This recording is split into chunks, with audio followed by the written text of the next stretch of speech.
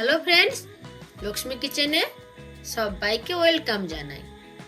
আজ আমি তোমাদের সঙ্গে বটবটির রেসিপি শেয়ার করব।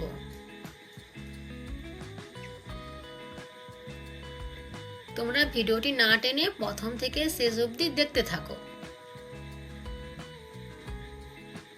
এখানে আমি বরবটি নিয়েছি আর নিয়েছি 5টা ছোট সাইজের আলু আর 3টে বেগুন। এবার আমি বরবটিগুলোকে এক গোছা কেটে নেব। গোছাগুলো সুন্দরভাবে আমি সাজিয়ে নিচ্ছি। গোছা ধরে আমি ছুরি দিয়ে কেটে নেব। একটু লম্বা লম্বা করে আমি কেটে নিচ্ছি।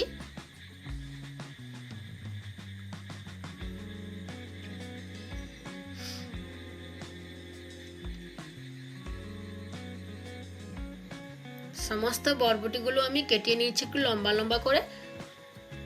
এবার আলুগুলো আমি কেটে নেব।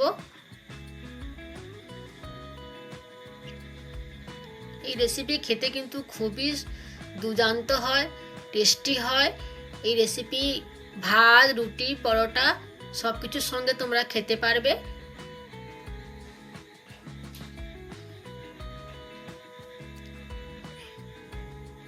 আমার এই ভিডিওটি দেখে তোমরা এই রেসিপি অবশ্যই বানাও আর কমেন্ট করে জানাও রেসিপি কেমন হয়েছে। এরপর আমি সমস্ত সবজি লম্বা লম্বা করে কেটে নিয়েছি। এরপর আমি ঝুড়ি দিয়ে সেঁকে নেব, ভালো করে পরিষ্কার করে ধুয়ে নেব।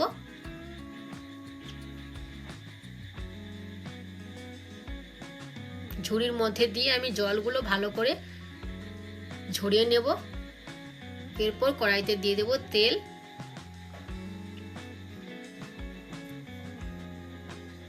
তেল গরম হয়ে গেলে বরবটিগুলো আমি তেলের মধ্যে দিয়ে ভেজে নেব। লবণ দিলাম, হলুদ দিয়েছি, দিয়ে একটু ভালো করে নাড়িয়ে কিছু সময়ের জন্য একটু ভেজে নিতে হবে।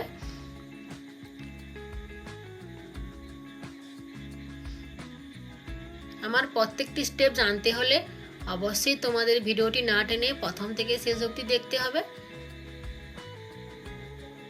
আর তোমাদের পছন্দের রেসিপি আমাকে জানিও কমেন্ট করে, অবশ্যই তোমাদের সঙ্গে শেয়ার করব।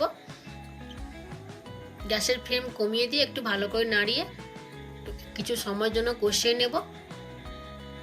কষানো হয়ে গেছে, এবার আমি নামিয়ে নিয়েছি। ওই কড়াইতে আবার আমি কিছুটা তেল দিয়ে দেব।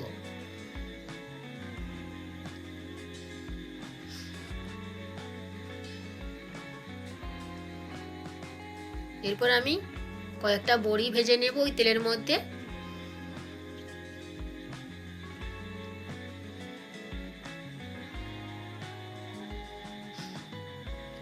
ওই তেলে দিয়ে দিলাম ফোড়ন।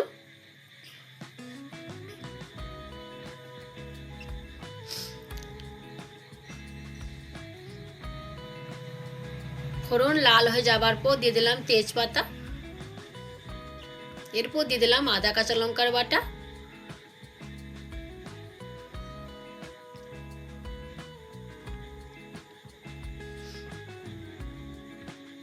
আদাগুলো একটু ভালো করে নাড়িয়ে কষিয়ে নিচ্ছি।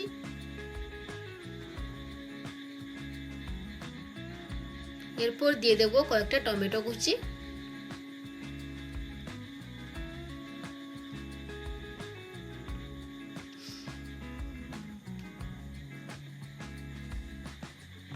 টমেটো আর আদা ভালো করে একটু কষিয়ে নিয়েছি।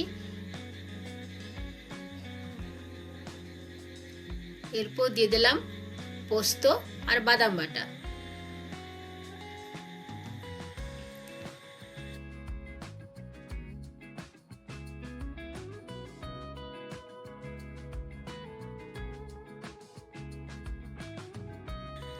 এরপর দিয়ে দিলাম লঙ্কা আর হলুদ জল।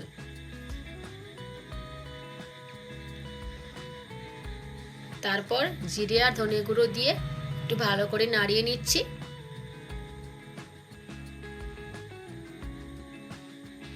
নিরামিষ এই রেসিপি অবশ্যই তোমরা বাড়িতে বানাও।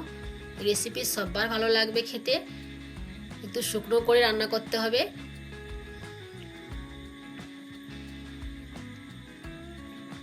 এরপর দিয়ে দিলাম জল। জল তোমরা তোমাদের প্রয়োজন মতো দেবে। ঝোল কিছুটা ফুটে এসছে, এরপর আমি সবজিগুলো দিয়ে দেব।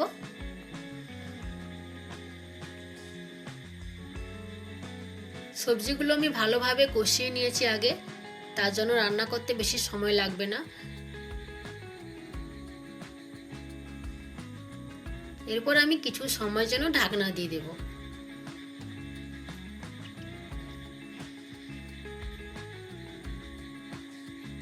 ঢাকনা খুলে নিচ্ছি।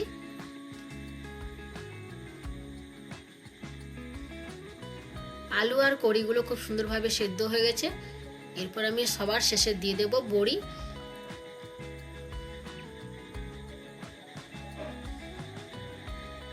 দিয়ে একটু ভালো করে নাড়িয়ে নিচ্ছি।